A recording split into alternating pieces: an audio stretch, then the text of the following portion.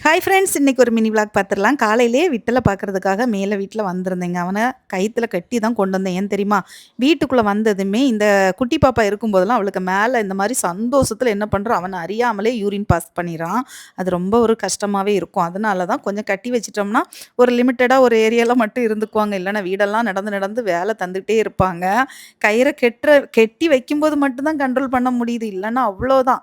2 பேரையும் சமாளிக்க முடியாது. சரி விட்டல கொஞ்சம் சமாளிக்கலான்னு பார்த்தாச்சுன்னா, இந்த குட்டி தேவதை இருக்குதே, அவன இருக்கவே விடல. நானும் பார்க்குறேன் பார்க்குறேன்.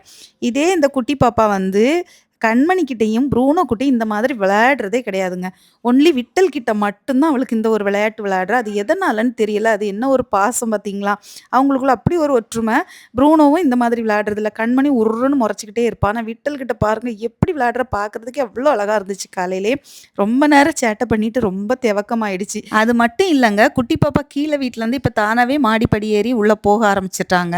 மேல வீட்டுக்கு போய் கரெக்ட்டா விட்டல் இருக்கிற டோர் பக்கத்துல போய் பயங்கரமா சத்தம் போடுறா மேல போறதுக்கு. அதனால தான் அடிக்கடி மேல கொண்டு விடுறதுனால இப்ப விட்டல் வந்து தனியாவே இருக்கல. விட்டல இப்படி ஜாலியா பார்க்கறது ரொம்ப சந்தோஷமா இருக்கு. உங்களுக்கு எப்படி இருக்குன்னு கமெண்ட்ல சொல்லுங்க.